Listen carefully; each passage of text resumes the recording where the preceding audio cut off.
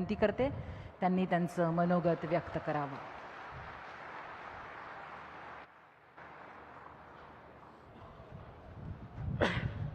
हिंदवी स्वराज्याचे सरसंस्थापक छत्रपती शिवरायांना मानाचा मुजरा करतो. भारतीय राज्यघटनेचे शिल्पकार भारतरत्न डॉक्टर बाबासाहेब आंबेडकर यांना मानवंदना अर्पित करतो.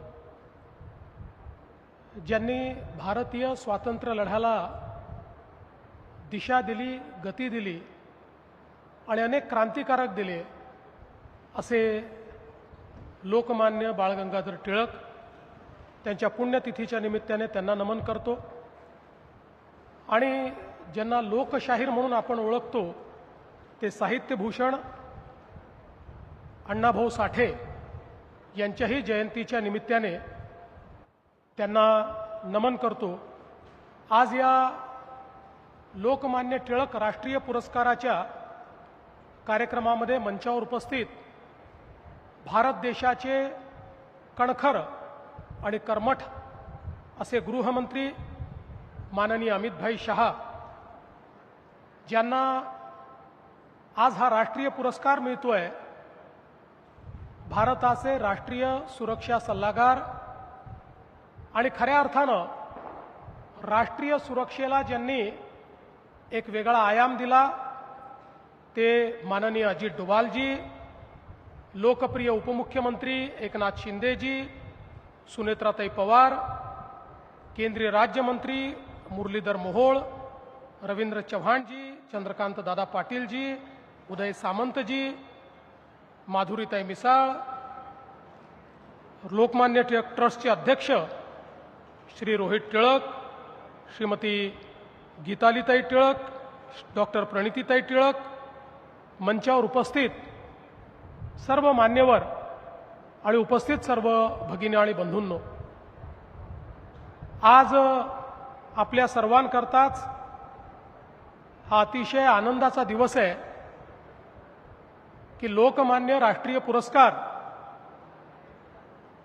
गेल्या अनेक वर्षापासनं देशातील अनेक नामवंत मान्यवर, विविध क्षेत्रातील लोक, देशाचे पंतप्रधान असतील, देशाचे शास्त्रज्ञ असतील, देशाच्या विविध क्षेत्रात काम करणारे असतील, अशा अनेक महनीय लोकांना हा पुरस्कार प्राप्त झाला. आणि यावेळी हा पुरस्कार राष्ट्रीय सुरक्षेला ज्यांनी एक नवीन दिशा दिली आणि संपूर्ण जीवन हे राष्ट्राकरता समर्पित ठेवत आजही राष्ट्राच्या सुरक्षेकरता जे कार्य करतायत अशा अजित डोवालजींना हा पुरस्कार मिळाला, याचा आपल्या सर्वांना अतिशय मनापासून आनंद आहे.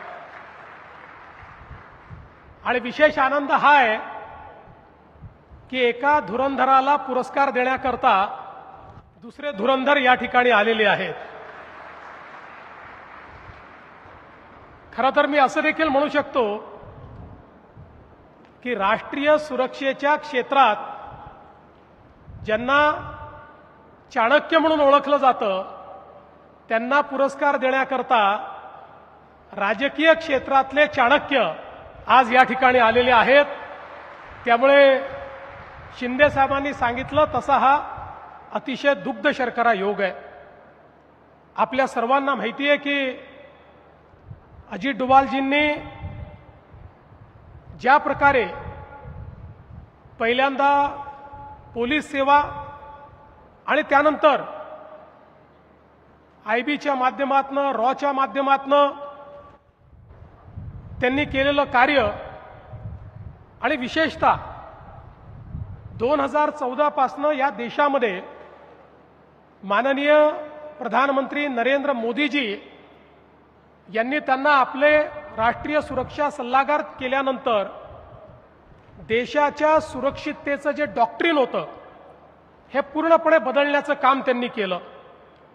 आणि विशेषतः एक नवीन डॉक्ट्रिन प्रोएक्टिव्ह डिटेरन्स, या प्रोएक्टिव्ह डिटेरन्सच्या माध्यमातून त्यांनी कुठल्याही परिस्थितीला कशा पद्धतीनं रिस्पॉन्ड केलं पाहिजे या संदर्भातली जी रणनीती तयार केली, जी कूटनीती तयार केली, आज निश्चितपणे आपण पाहतोय की आता भारत हा मार खाणारा देश राहिला नाही, तर मोदीजींच्या नेतृत्वात घुसून मारणारा देश झालेला आहे.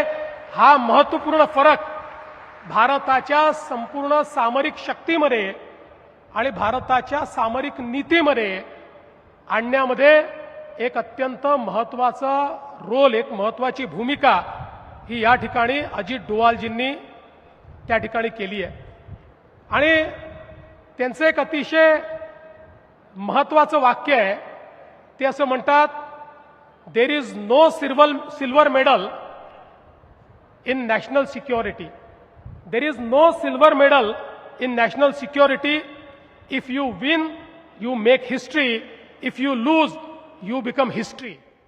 अशा पद्धतीनं अतिशय परखडपणे आपले मत मांडणारे अजित डोभालजी आणि ज्या प्रकारे त्यांनी वेळोवेळी आपला जीव धोक्यात घालून स्ट्रॅटेजिकली या देशाकरता कार्य केलं, आज खरोखर त्यांच्यासारख्या व्यक्तीला ज्यांनी कधीही मेडलचा आणि पुरस्काराचा विचार केला नाही, अशा व्यक्तीला हा पुरस्कार मिळतोय, ही आपल्या सगळ्यांकरता अतिशय आनंदाची गोष्ट आहे.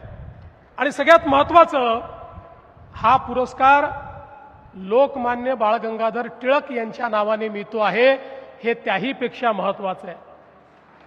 या देशाच्या इतिहासामध्ये आणि देशाच्या स्वातंत्र्य लढ्यामध्ये ज्या व्यक्तींनी खऱ्या अर्थानं स्वातंत्र्य लढ्याला एक दिशा दिली, ते लोकमान्य बाळ गंगाधर टिळक होते. इंग्रज त्यांना भारतीय असंतोषाचा जनक म्हणायचे, पण आपण त्यांना भारतीय राष्ट्रवादाचा जनक म्हणतो. या भारतामध्ये राष्ट्रवादाची सुरुवात जर कोणी केली असेल तर ती लोकमान्य बाळ गंगाधर टिळक यांनी केली, आणि म्हणून ते भारतीय राष्ट्रवादाचे जनक आहेत. आणि आपल्याला माहिती आहे, अनेक वेळा आपण त्यांचं अतिशय प्रसिद्ध वाक्य वापरतो, स्वराज्य माझा जन्मसिद्ध अधिकार आहे आणि तो मी मिळवणारच. हे वाक्य याकरता स्वराज्याचा मंत्र ठरलं, कारण 1857च्या स्वातंत्र्य समरानंतर ज्यावेळी ते समर इंग्रजांनी ठेचून काढलं, अक्षरशः त्या ठिकाणी पूर्णपणे अत्याचार केले, आणि त्यानंतर या भारतामध्ये एक अशी देखील पिढी तयार झाली होती की ज्या पिढीला हे वाटायचं की आम्हाला स्वातंत्र्य मिळणं कठीण आहे. ज्या पिढीला असं वाटायचं की आमच्या स्वातंत्र्याचा सूर्य हा इंग्रजी राणीच्या आशीर्वादानेच उगवू शकतो, आणि राणीच्या आशीर्वादाने ज्यावेळी ब्रिटनच्या पार्लमेंटमध्ये ठराव होईल त्याचवेळी आपल्याला स्वातंत्र्य मिळेल, अशा प्रकारची मानसिकता तयार झाली होती. त्या मानसिकतेला छेदण्याचं काम करत लोकमान्य टिळकांनी सांगितलं, स्वातंत्र्य हे कोणाच्या आशीर्वादाने नाही, कोणाच्या भिकेखातर नाही, तर तो माझा जन्मसिद्ध अधिकार आहे आणि तो मी मिळवून दाखवणारच. आणि हे सांगून या भारतामध्ये पुन्हा एकदा त्यांनी स्वातंत्र्याचं रोपण केलं, त्या विचाराचं रोपण केलं रक्तामध्ये, आणि आमच्या स्वातंत्र्य सैनिकांच्या रक्तामध्ये एक नवीन अशा प्रकारची त्या ठिकाणी व्यवस्था त्यांनी उभी केली. आणि म्हणूनच आज अनेक क्रांतिकारी आपण बघतो की ज्या क्रांतिकारकांना खऱ्या अर्थानं जर दिशा कोणी दिली असेल तर ती लोकमान्य टिळकांनी दिली.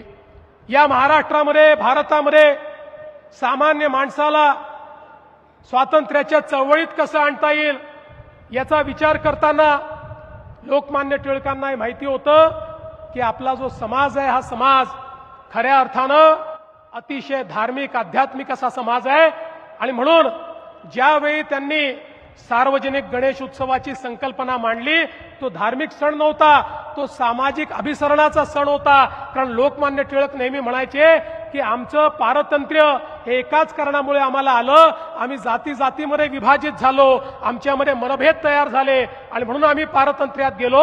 आणि म्हणून बहुजन वर्गाला, सगळ्यांना, अभिजात वर्गाला एकत्रितपणे या गणेश उत्सवाच्या माध्यमातून त्यांनी एकत्रित आणलं आणि त्यातनं स्वातंत्र्य लढा हा तयार केला. छत्रपती शिवरायांचं त्या ठिकाणी महोत्सव असेल की ज्यातनं आपल्या तरुणाईच्या रक्तामध्ये एक नवीन स्फुरण आणण्याचं काम हे लोकमान्य टिळकांनी त्या ठिकाणी आणलं. आणि म्हणूनच मला असं वाटतं की या स्वातंत्र्य लढ्यामध्ये त्यांचं जे योगदान आहे हे अत्यंत महत्त्वाचं आहे. आणि अशा प्रकारचं जे व्यक्तिमत्व आहे, या व्यक्तिमत्वाच्या नावाचा जर पुरस्कार असेल तर तशाच प्रकारचं राष्ट्रप्रेम, तशाच प्रकारचा राष्ट्रवाद, तशाच प्रकारचं समर्पण ही भावना असलेल्या व्यक्तीलाच ते देणं योग्य आहे. आणि ती भावना असलेली व्यक्ती म्हणजे अजित डोभालजी आहेत. आणि म्हणून त्यांना हा पुरस्कार दिला जातोय. आणि बालपणापासनं हीच भावना ज्यांनी जोपासली, आज भारताच्या आंतरिक सुरक्षेमध्ये ज्या प्रकारचं परिवर्तन आणून दाखवलं ते अमितभाई शहा यांच्या हातून हा पुरस्कार या ठिकाणी दिला जातोय. निश्चितपणे आपल्या सर्वांना याचा आनंद आहे. मी जाता जाता टिळक स्मारक ट्रस्टला तर धन्यवाद देईन, त्यांचं तर अभिनंदन करेन, सोबतच अजित डोभालजींचंही अभिनंदन करेन.